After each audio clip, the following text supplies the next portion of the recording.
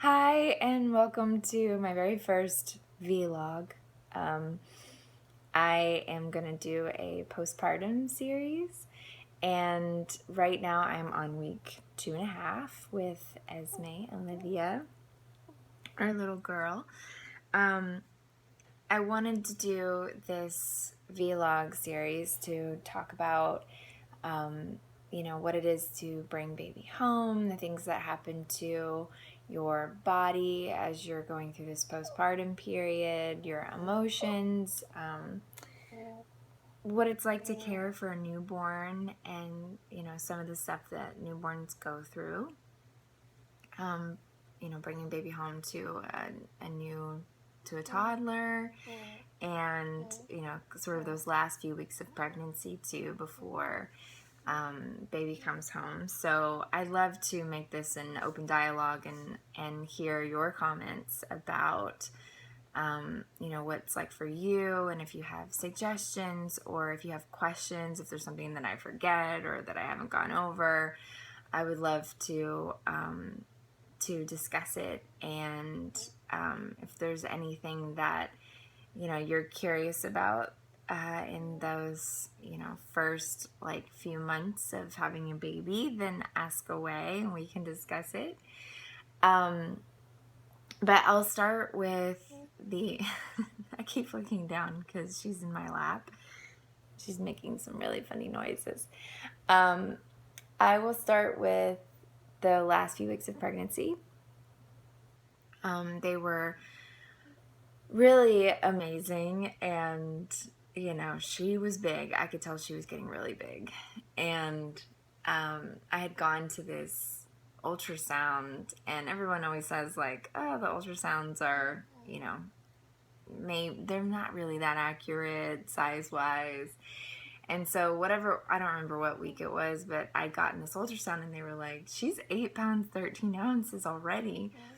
I got a few more weeks to go, and they say that your baby gains like half a pound a week at this point, So I'm thinking, okay, if I do the math, she's 8:13 right now.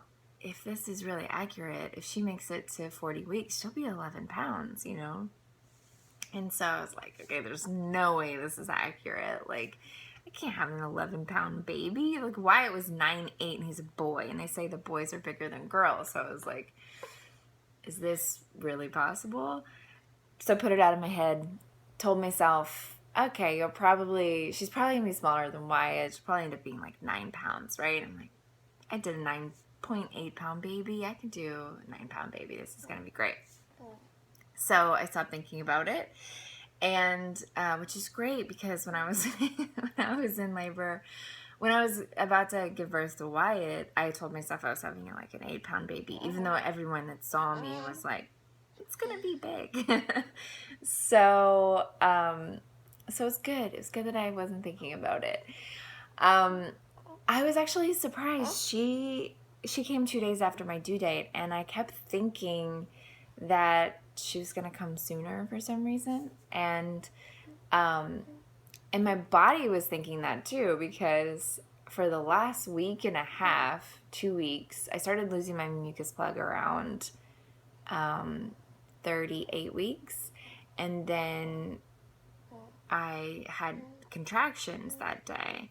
And then there was a few days that went by, and then, in the evenings I would have contractions, and then there was a couple of days, in my 39th week that I had big contractions. Like, I was at a restaurant, I couldn't even sit still. I was with my girlfriends, I was standing up. I ended up eating my food standing up, and I had a lot of times in the last week where I would be somewhere and I just have to stand up the whole time. And I remember Wyatt was like, Mommy's standing up, why can't I stand up? And Eric was like, well, she has a giant baby inside of her and she's uncomfortable, she has to stand up. So oh, hey. Yes, I know, I'm sorry. There we go. Is that better? Okay. So we got down to the last few days before her due date, and I was talking to her okay, it's about time. If you're feeling ready, let's do it. And I had some big contractions that weekend. And I was like, this is so bizarre. I feel like, my body's like tricking me. Keep thinking I'm going into labor, and then I'm not. It sort of peters out, and I go to bed, and it's like I would, lay down at night, and I was like, well, I'll just lay down and go to sleep and see what happens, and maybe it'll wake me up. And then, 7:30 in the morning rolls around, and I hear Wyatt, and I'm like, oh, well, I guess the contractions went away. So to sort of counteract my, I guess, anxiousness that I was feeling towards the end, I started reading Spiritual Midwifery again, and I was also reading Ina May's Guide to Childbirth again, and reading both of them because I feel like they're both very different. Ina May's Guide to Childbirth came later, and Spiritual Midwifery, she wrote, I think she wrote it back in the 70s, but that book is so cool, and it feels really different. The language is different, the way that they talk is really different, back then, and I love the birth stories because it almost just doesn't feel real, They're like talking about how the birth was so psychedelic, and when they got to the peak of these contractions, it was just like, whoa, and the energy they would feel. And I was like, there's something kind of beautiful about that. And I, as silly as it sounded, didn't feel like something realistic for this time. I was like, they're probably smoking a lot of weed when they were in labor back then. But, I loved it. I thought it was so cool.